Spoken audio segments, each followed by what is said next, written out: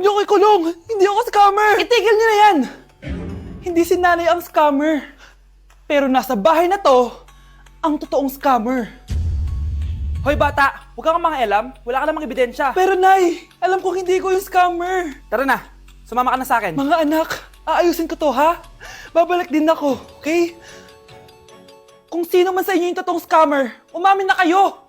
Nakulong si nanay, di ba? Ate, walang may gustong makulong si nanay. Tsaka bakit kami lang tatlo sinisisi mo?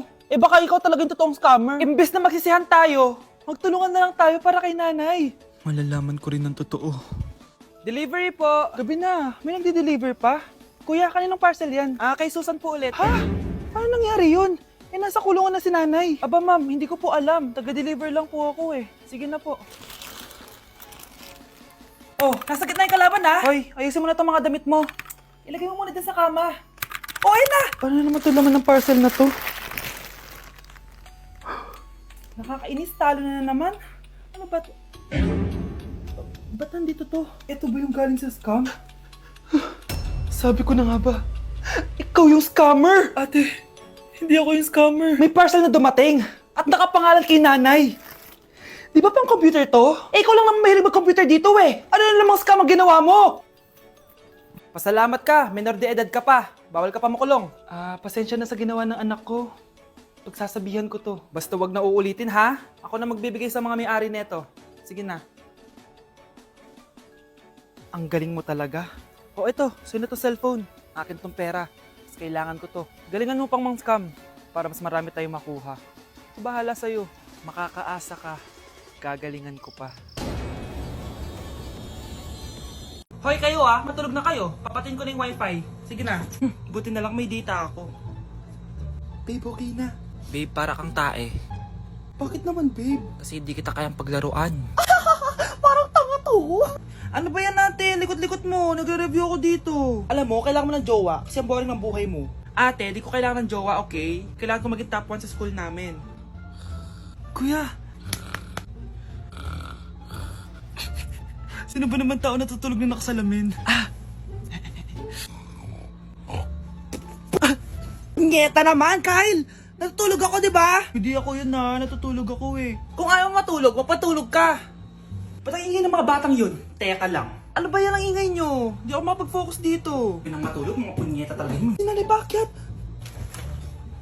Bakit ang ingay nyo? Di ba sabi matulog na? Matulog na kayo Yes, makakapag-tiktok na ako.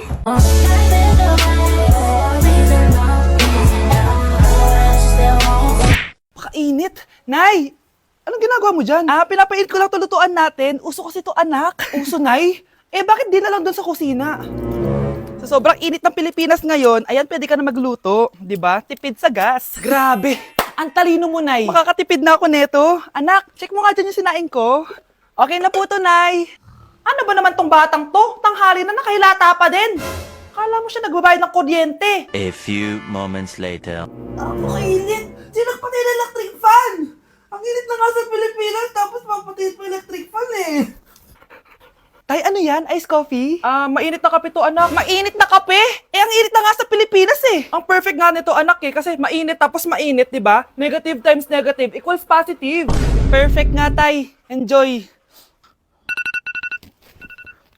Hala! Late na ako! Ano to? Sinuspindi na ang face-to-face classes sa ilang paaralan sa bansa dahil sa sobrang init. Yes! Makakatulog pa ako ulit! Ay, sa wakas! Makakaligo na rin ako!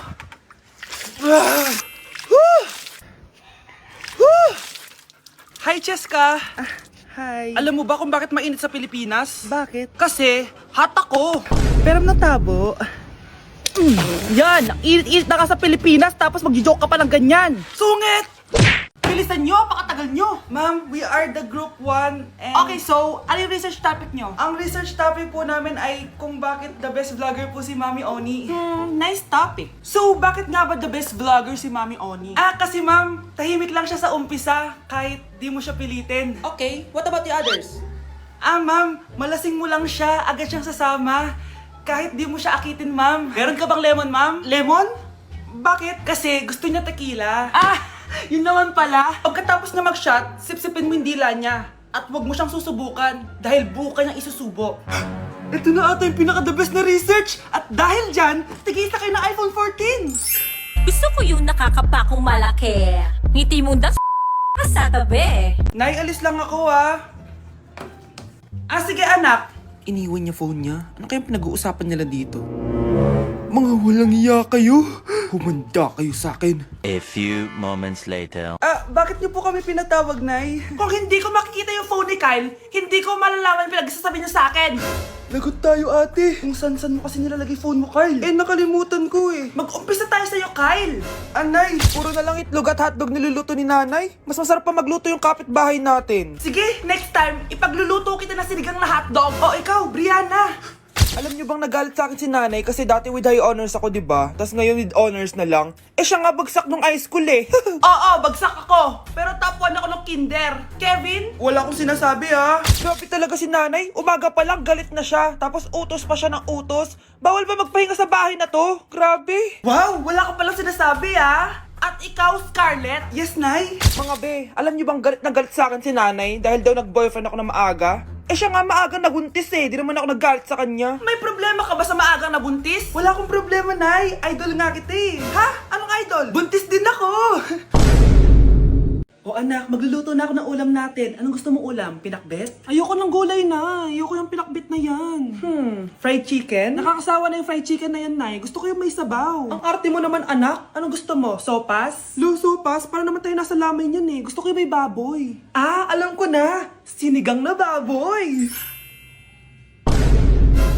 Ano naman yan, anak, ha? Ba't tumidila-dila ka dyan? Di ba alam yun, Nay? Si Alden? Diyos ko, kaka-tiktok mo na naman yan eh. Ano na naman pinapanood mo, ha? Ay naku, mga bata ngayon. Nakakatakot na kayo. Anak, binilang kita ng bagong cellphone at bagong tablet. iPad, tapos iPhone. Nay, para saan to? Sus, nagmamaang-maangan ka pa? Kala mo di ko alam na with honors ka sa school? With honors? Oo, Nay. Deserve mo yan, anak. Oo, Nay. Deserve ko to. Ganda nito. Pupuntahan pa na natin yung teacher mo. Magpapasalamat tayo. Nay, wag na. Patay ako pag nalaman ni nanay na jowa ko yung teacher. Ay, naku, bilisan mo, tara na. Sige po, Nay. A few moments later. Hello po. Hello po, ma'am. Napadaan po kayo dito. Ma'am, gusto ko lang po magpasalamat dahil with honors yung anak ko. Wala yun, ma'am.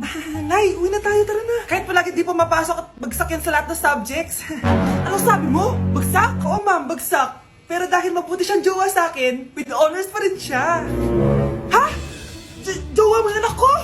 Opo, ma'am. May problema po ba? Aba, child abuse na yan I-report kita. Manda ka. Ikaw naman, pinatulan mo yan? Ang tanda-tanda na yan Nay, magpapaliwanag ako. Fake news lang palang with honors ka. Ibalik mo sa akin lahat ng binili ko sa'yo. Nay, gusto ko daw makilala ng jowa ko. May jowa ka pala, anak? Oo naman, Nay. Sa ganda kong to. Ay, eto pala siya, Nay.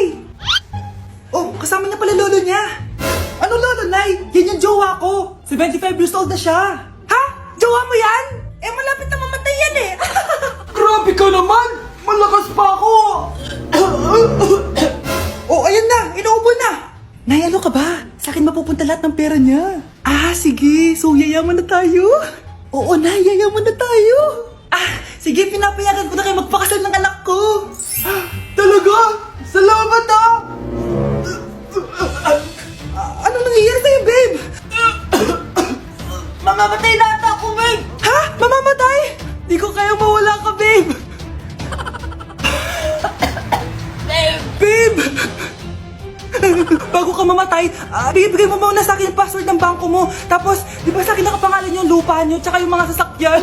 Pati lahat ng pera mo, di ba sa akin? Sabi na pera lang ang mo sa akin! Hindi. Joke lang yun. Maghiwalay na tayo! Wala ka makuha sa akin! Gold digger! Ang bobo mo naman, anak! Gusto ko lang yumaman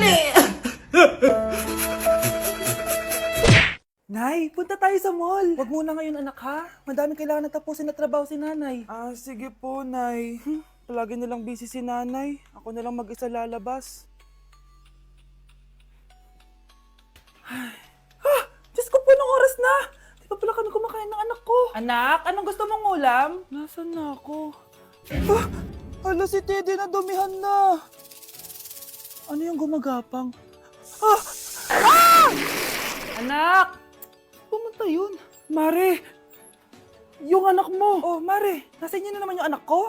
Pasensya ka na ha, makulit talaga yun. Mare! Patay na yung anak mo! Natagpuan nilang wala ng buhay kasi natuklaw siya ng ahas! Bakit di mo siya binabantayan ha? Ano? Anak? Hindi. Anak. Ma'am, wag po muna tayo lumapit. Iniimbestigan pa po namin yung bangkay. Anong bawal? Anak ko yun, oh!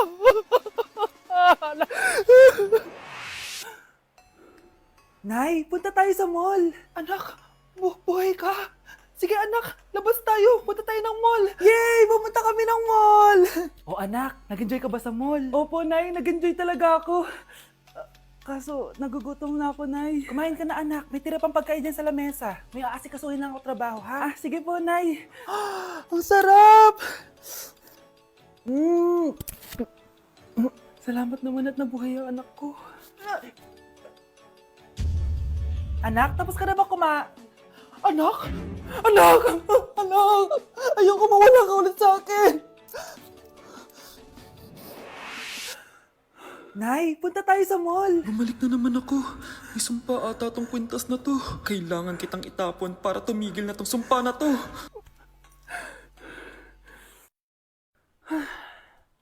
Teka, kwintas ba yun? Sino naman nagtapon nitong magandang kwintas na to? Sayang. Akin na lang. Matawag? Hello? Hello, ma'am. Kayo po ba yung nanay ni Samantha? Nabangga po kasi siya. Kailangan Ano? pumunta dito sa ospital. Nasagasaan anak ko!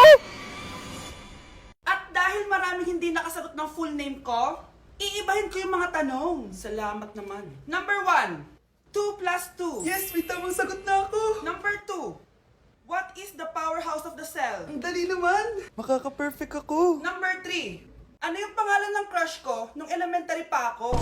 Ano na naman yan? Kung nakikinig talaga kayo, alam nyo kung sino yung crush ko. Aba ma'am, akala bang iibahin may mga tanong? Bakit may mga ganyang tanong na naman? Malamang, para makasigurado ako na nakikinig talaga kayo. Wala namang may paki kung sino naging crush mo na elementary ka, ma'am. Wala namang may alam yan eh. Ma'am, alam ko po kasi sino yung crush nyo. Nakikinig po ako sa kwento mo. Buti pa si Michael, nakikinig. Di kagaya ng iba dyan. Sige, perfect ka na, Michael. Yes! Makinig din kasi kayo sa kwento ni ma'am. Number 4, sino yung pinsan ng kapatid ng lola ko na tita ng mama ko na pamangkin na ate ko? Bagsak na naman ako! Anak? Nay? Ikaw kasi, ilang araw ka din na-stress dyan sa school mo. O, diba? Okay naman yung grades mo? Pasado ka naman? Huwag ka masyado ma-pressure, anak. Hindi naman kita pina-pressure. Ang importante lang naman sa akin, gawin mo lang ang best mo. Gusto ko mag-enjoy ka sa buhay mo, anak, ha? I love you. Aww, I love you, Nay. Okay, class. What is the difference between your and your? Ma'am. Yes, Samantha? Your is a possessive adjective indicating ownership, while your is short for you are. Very good. Basic. Alam ko naman yan. Pabida ka lang magtaas ng kamay. Next question. Ano ang pagkakaiba ng nang at nang? Ako, ma'am. Okay, Scarlett. Ang nang ay nagpapahiwatig ng pagmamayari. Ang nang ay nagpapahayag ng paraan o panahon. Tama! Mahusay ka, Scarlett! Sobrang dali lang naman ang tanong eh. Next question. 10 points ang makakasagot neto. What is the biggest organ of our body? Mama ko, ma'am! Ma'am! Akin lang tong 10 points na to. For sure, hindi mo naman alam yan. Yes, Samantha. Nauna ka kay Scarlett. Ang biggest organ of our body is stomach. Mali! Okay, Scarlett? Lungs po, ma'am. Wrong answer. Wala na bang gusto sumagot, class? Ma'am, ang biggest organ of our body is skin. Correct! Tignan niyo si Kyle, oh. Kahit di nakikinig sa akin yan, tama ang sagot niya. So, Kyle, paano mo nalaman ang sagot? Yun po kasi sabi sa Google eh.